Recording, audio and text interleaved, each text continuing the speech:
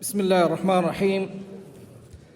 الحمد لله رب العالمين، والصلاة والسلام على سيدنا محمد وعلى آله وأصحابه أجمعين. فخامة السيد الرئيس آدم بارو، رئيس جمهورية غامبيا ورئيس الدورة 15 للقمة، معالي السيد حسين إبراهيم طه، الأمين العام لمنظمة التعاون الإسلامي، قادة الأمة الإسلامية، السلام عليكم ورحمة الله وبركاته. أود بادئ ذي بدء أن أعرب عن تقديري العميق لخادم الحرمين الشريفين الملك سلمان بن عبد العزيز آل سعود، وسمو ولي عهده الأمين صاحب السمو الملكي الأمير محمد بن سلمان، على القيادة المتميزة لمنظمة التعاون الإسلامي خلال الدورة السابقة، والتي عجت بالتحديات العميقة لأمتنا. واسمحوا لي أن أتقدم لكم فخامة السيد الرئيس بارو بأحر التهاني القلبية، وأنتم تتولون رئاسة المنظمة، وإنني على ثقة تامة بقدرتكم على قيادة المنظمة نحو مواصلة جهود التضامن والتعاون من أجل التعامل مع التحديات المعاصرة والمستجدات القائمة.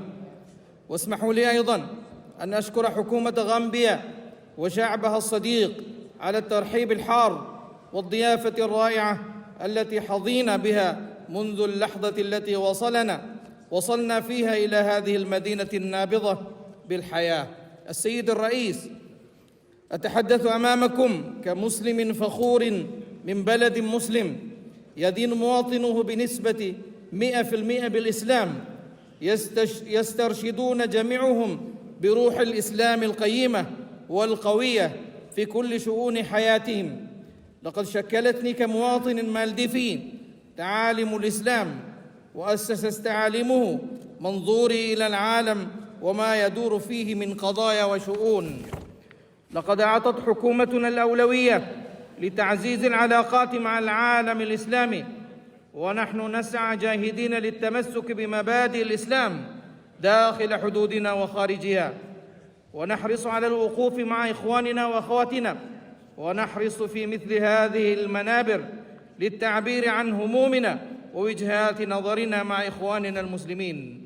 السيد الرئيس، إن أمتنا حزينة وعاجزة أمام ما يحدث منذ قرابة 7 أشهر لإخواننا وأخواتنا في غزة، وهم يسلبون حياتهم وحقوقهم ومستقبلهم.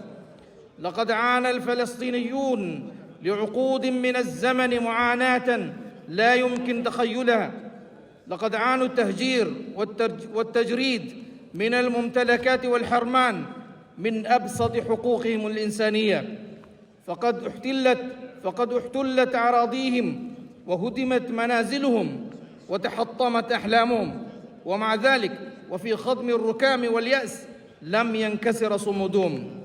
إن الحجم الذي تواصل به القوات الإسرائيلية ارتكاب أعمال الإبادة الجماعية في غزة والأراضي الفلسطينية المحتلة بات غير قابل للحصر لضخامته وتجرؤه على كافة الأعراف الإنسانية والدولية.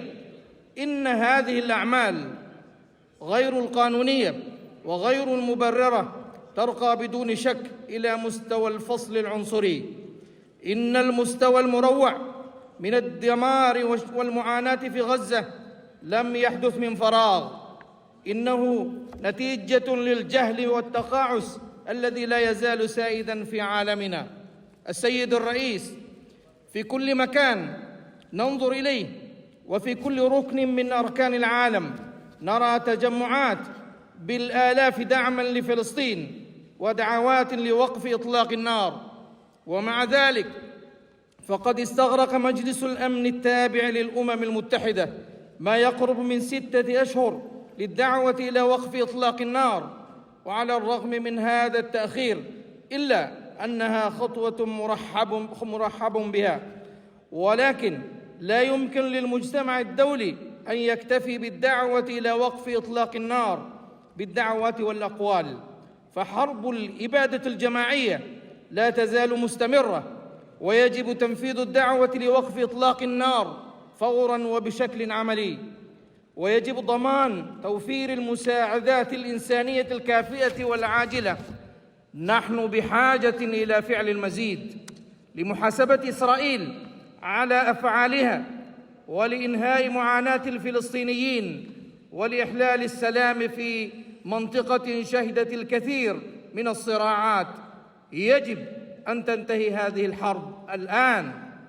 في فبراير الماضي قدمت جمهورية المالديف مذكراتها الشفوية لدعم فلسطين وبشأن التبعات القانونية الناشئة عن الاحتلال الإسرائيلي لفلسطين في محكمة العدل الدولية. ولا تزال المالديف ملتزمة بالعضوية الكاملة لدولة فلسطين في الأمم المتحدة، ونعتقد أن عضوية فلسطين الكاملة في الأمم المتحدة هي نقطة الانطلاق نحو سلام دائم في المنطقة. إلا إنها ليست قضية منظمة التعاون الإسلامي فقط، إنها مطلب يستند إلى الأعراف الدولية والقانون وحقوق الإنسان. وبصفتنا قادة الدول الإسلامية علينا أن نقود هذه الدعوة ونؤيد هذا المسعى. إن جمهورية المالديف ملتزمة بمواصلة نضالها من أجل القضية الفلسطينية، بل وبقوة أكبر وبصوت أعلى، من أجل نيل حقوقهم غير قابلة للتصرف، بما في ذلك حقهم في تقرير المصير. ونحن نؤمن إيماناً راسخاً بأن النهاية المستدامة الوحيدة للصراع والأفضل لضمان السلام في المنطقة هي إقامة دولة فلسطين المستقلة وذات السيادة على أساس حدود ما قبل عام 67 وعاصمتها القدس الشرقية. السيد الرئيس، لقد تعرض إخوتنا مسلمو الروهينغا في ميانمار لواحد من أسوأ أشكال الاضطهاد والتمييز لفترة طويلة جدا، وقد أدت الجرائم المروعة المستمرة بما في ذلك الغارات الجوية الأخيرة إلى مقتل وجرح وتشريد الآلاف. ويجب على حكومة ميانمار اتخاذ تدابير فورية لمنع الفظائع المرتكبة ضد شعب الروهينغا. وفي هذا الصدد اسمحوا لي أن أشيد بجهود مضيفتنا جمهورية غامبيا لتمثيلها لمنظمة التعاون الإسلامي في محكمة العدل الدولية، وسعيها الدؤوب من أجل تحقيق العدالة لشعب الروهينغا ضد ميانمار. وتتعهد جمهورية المالديف بصفتها دولة منخرطة في هذه القضية بالعمل عن كثب معكم سيد الرئيس ومع حكومتكم لمنع الإبادة الجماعية في ميانمار. السيد الرئيس، إن واحدة من كل 4 أشخاص في هذا العالم مسلم. إنه الدين الرئيسي الأسرع نمواً في العالم، ومع ذلك لا تزال دعوات الكراهية للمسلمين مستمرة. ويبدو أن الحق في حرية الدين الذي تكفله الشرائع والقوانين الدولية ينطبق على كل الشعوب إلا على المسلمين، حيث تستمر ماكينة الإسلاموفوبيا في بث الخوف والكراهية من الإسلام والمسلمين. إن الكراهية الصريحة وتوظيف الإسلام ككبش فداء والتمييز المؤسسي والقمع ضد مظاهر الإسلام في كثير من الدول ينتشر بسرعة مقلقة. وما فتئت الروايات المضللة تصور الإسلام على أنه غارق في الإرهاب والتطرف العنيف، وغالباً ما أدى التعصب والتمييز ضد المسلمين استناداً إلى هذه المفاهيم الخاطئة إلى إشعال فتيل النزاعات وتصعيدها. إن وسائل الإعلام ومنصات التواصل الاجتماعي تستخدم لنشر هذا الخطاب البغيض، وتؤثر المعلومات الخاطئة التي تنشر على هذه المنصات تأثيراً سلبياً على معرفة الناس بالإسلام وتصورهم له. لهذا السبب من المهم التصدي للإسلاموفوبيا على المدى الطويل من خلال التعليم والتوعية ومن خلال استراتيجية متكاملة على منظمتنا العتيدة أن تعتمدها. إن رسالة الإسلام الحقيقية تتأسس حول قيم التعايش السلمي، إنها تتركز أساساً حول الاحترام المتبادل والتسامح. السيد الرئيس، أصحاب المعالي والسعادة، قادة الأمة الإسلامية، إن أمتنا تقف على مفترق طرق، فمن ناحية نواجه تحديات هائلة، هويتنا وعقيدتنا ومعتقداتنا تحت الحصار، ومن جهة أخرى نرى ونعرف أسس وحدتنا وتعاوننا المشترك للتصدي لهذه التحديات.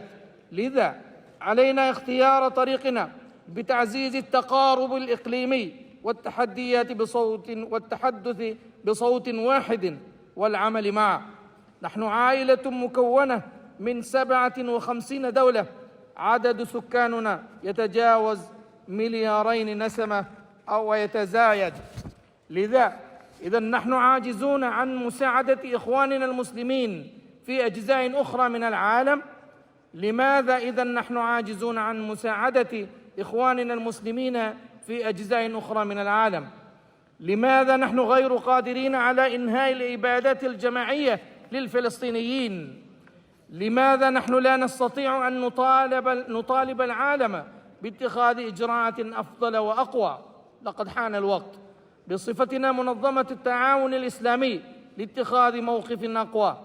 إنني أدعو جميع قادة الأمة هنا اليوم إلى رفع صوتكم أعلى، وأن يكون موقفكم أقوى، وأن تتخذوا قرارات أكثر حزما، ليس فقط لدعم أولئك الذين يعانون، بل حتما لدعمنا جميعا ولضمان مستقبل أبنائنا.